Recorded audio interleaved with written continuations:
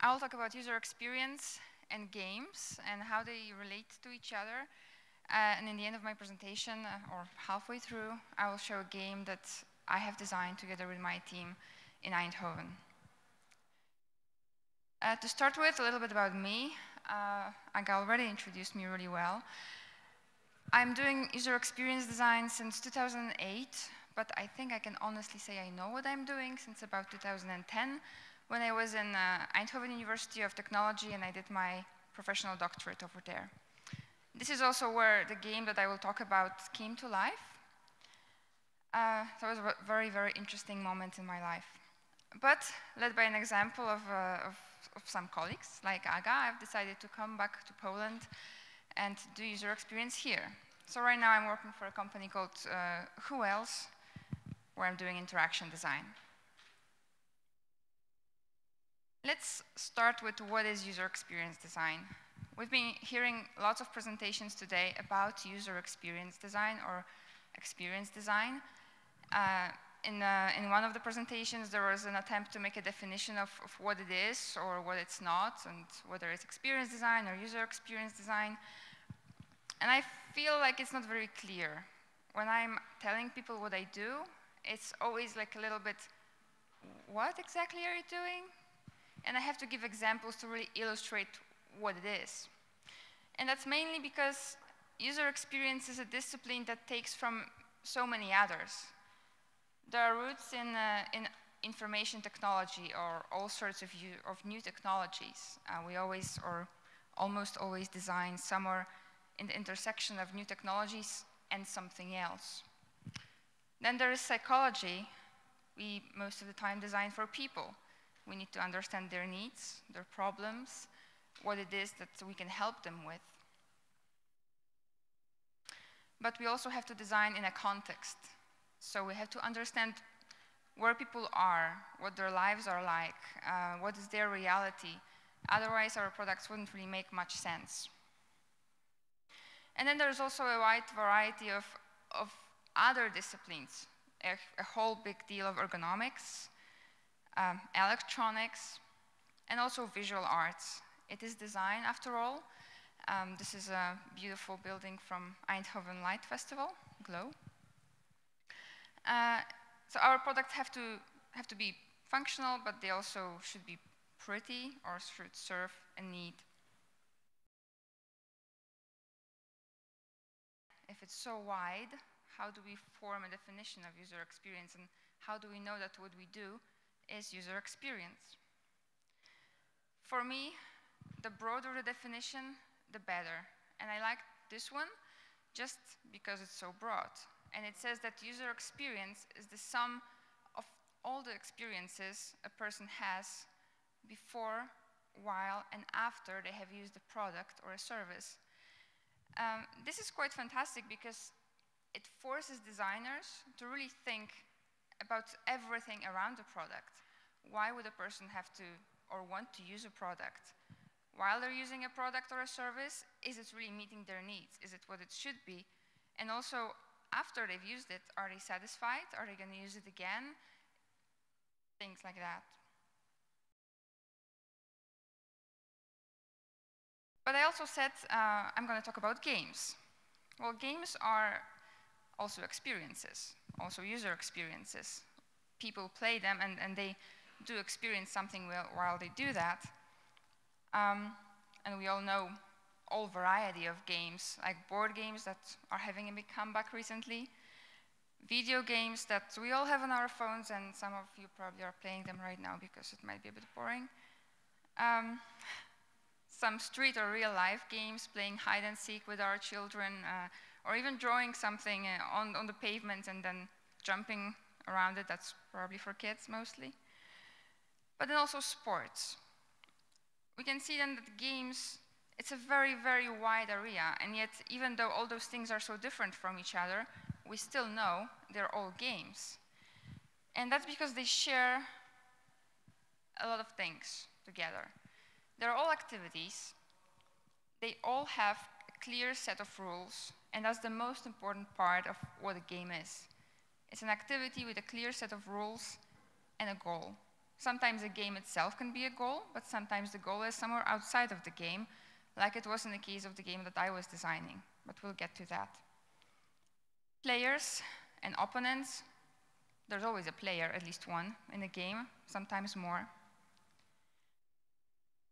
So most of the time, the games we play are fun, or they serve a purpose. They can be social when we play with friends or other people, but we can also play them alone.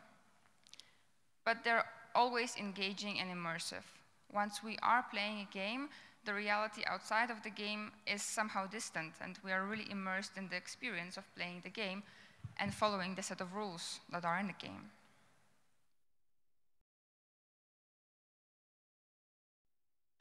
And so user experience designers or web designers, product designers have understood that this engagement is a very powerful thing. And if they could only engage people, users, in their products as they are engaged in games, their products might have a chance of being a bigger success. So gamification is a topic that's really popular recently among user experience designers. What it is integrating game dynamics into products, web services, or campaigns in order to boost user engagement. And so things like Nike Plus were born. That's an online platform for people who work out and do sports, where they can share their workouts, compete against other people, reach their goals, everything just to stay more motivated to do sports. But it can also be a bit more serious.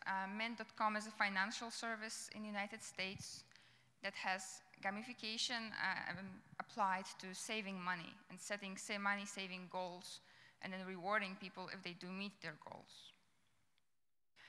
But gamification is just one aspect of how games and user experience kind of mix together. Another one is serious gaming, and this is more what I would like to talk about. For me, serious games are games that have a goal other than the game itself, and in which the goal is, like I said, outside of the game. For example, those games try to change our habits, try to change our behavior, try to influence us in a good way. Or they might also help us to change the world. To give examples, World Without Oil was a game in which players were presented in a situation in which we run out of oil on Earth. And then they had to come up with solutions to real-life problems that would occur in such a situation. How do we transport food? How do we replace all the plastic that we use all around us? So the goal of the game was not really to teach people how to live entirely without oil, but more to change habits and making people become more sustainable and living right now in a world where we still do have oil in a more sustainable way. Another example is Urgent Evoke. It's an online game that teaches people how to change the world. Often we have a feeling like we would like to do something good, but we don't really know where to start or how to do it or what it is that we should do. This is a game that teaches that and just that. And the last one that I'd like to talk about before I move on to my game is Super Better. I left it to be the last one, mostly because it's about health, just like the game that I was designing. And that's an online game that helps people in recovery from serious injuries and serious illnesses. It keeps them motivated, it gives them goals, other than just therapeutical goals, and in general, it just aids their recovery. Like I said, the game I was designing was also a health-related game, and it was a game for children with cerebral palsy. Before I go into the game itself and why we did the game for that, I'll say what the cerebral palsy is. It is a neurological disorder that children are born with, and it affects how muscles in the body develop. It can affect the whole body or just parts of it, mostly legs and hands, just legs or just hands or both. What happens is that muscles don't develop correctly. For example, hand muscles The muscles that are inside the hand are shorter and not as flexible as in our case. And muscles outside of the hand are very weak, which causes children to often have a posture like on the picture. They also have a lot of problems moving their hands and moving their fingers. They're very weak. So the important thing about this disease is that it doesn't progress over life. That means that when a child is diagnosed with proper physiotherapy, they can really get much better and they can lead even normal lives and be fully functional. This physiotherapy, though, is very difficult for those children. It might be painful and it requires a lot of patience on their side. That's why we designed a game, to engage them more into the therapeutic process and to make them focused on the game itself rather than on the very difficult physiotherapy that they are going through. So what our game was training was those hand movements that are so important. Different kinds of grasps, moving wrists like this or like that, extending arms, or just extending fingers. When you think about it, these are movements you do every day, every time, all the time, without thinking about them. Those kids cannot. They really have to train them. So our task was to design one game for each movement that we had to train. Those games had to be therapeutic, so they had to be really training those movements, but at the same time, they had to be engaging and fun to play for children. And we were designing for children between 2 and 5. Now, some of you probably have kids in the room, and you might know that children in that age don't really have something like an attention span. They just switch from one task to another, and that's it. Children with cerebral palsy have an even shorter attention span. It's very difficult to keep their attention for more than 5 minutes, and a physiotherapy usually takes about 1 hour, 2 hours, 2 times a day.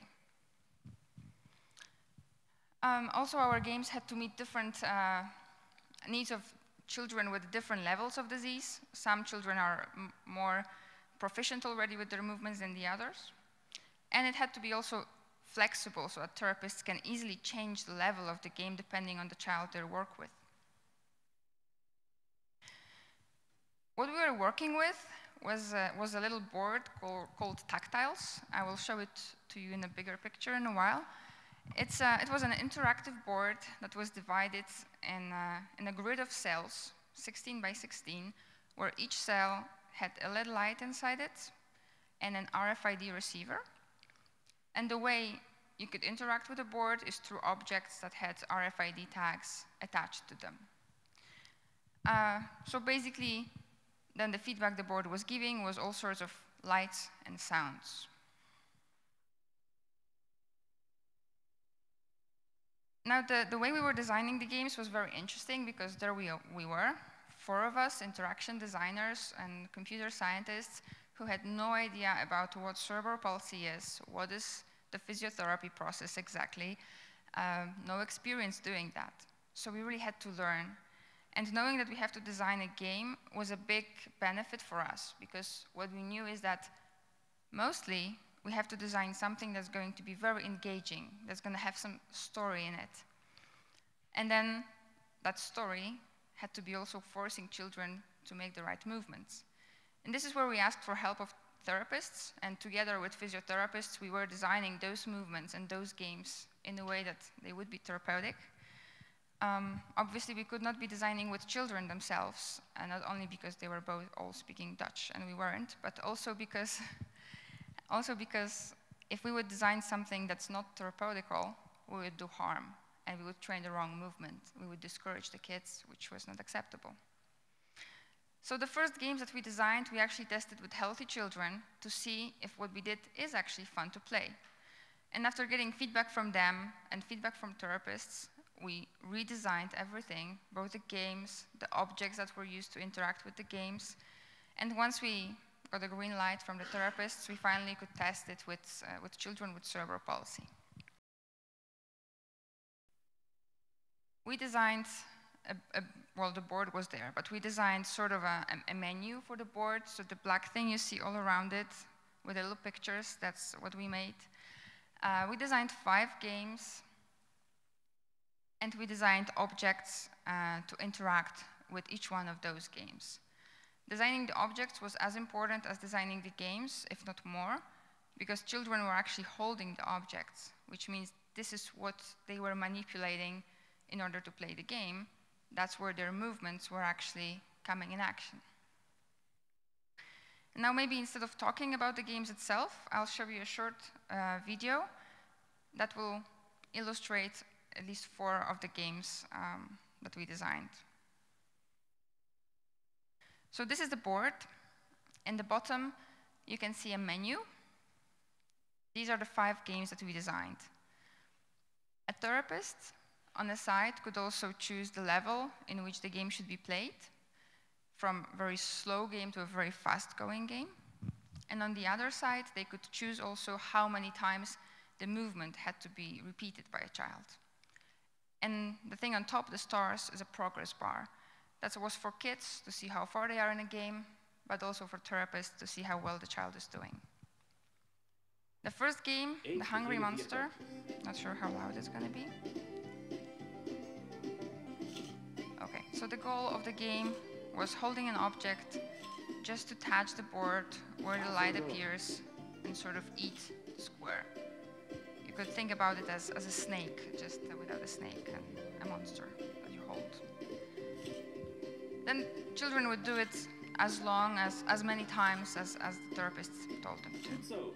I'll quickly fast forward to the next one.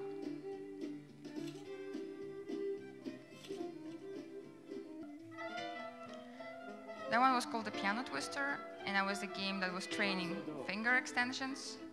It seems really easy for us, but the hands of those kids are really in a different position, so they really had to be extending their wrist and extending their fingers in order to play that.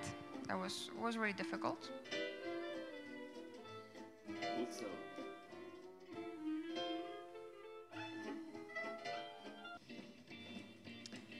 Another one called the Piano Twister that would train that movement.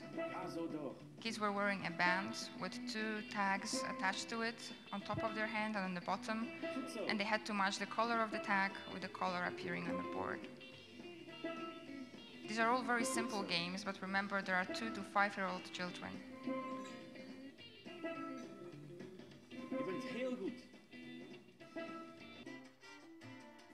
And one more. My favorite was called Catch the Fly, and kids literally had to sort of flap their wrists in order to kill the fly appearing on the screen. It was a bit of a tricky design because we had to really foresee the fact that the kids first have to touch the board with their wrist and only then with their fingers. So we designed a custom-made glove for that, a bit too big for my hand, but quite good for children. Okay. To sum up, it really worked. Children were playing the games, they were engaged in the games, and they were more engaged in the fact that they're playing the game than in the fact that it's actually physiotherapy that's going on there. Therapists were very happy because the board gave them enough flexibility to choose a game and the difficulty level for each child they were working with. And for us designers, it was a very, very engaging design process where we had to learn a lot both about game design, but also about the disease itself. And we are also very, very proud because right now, at the moment, those games are being turned into commercial product that is going to be sold to clinics in the Netherlands, and children will actually use it in physiotherapy. And with this, I will end my talk, and I'll invite you to ask me some questions.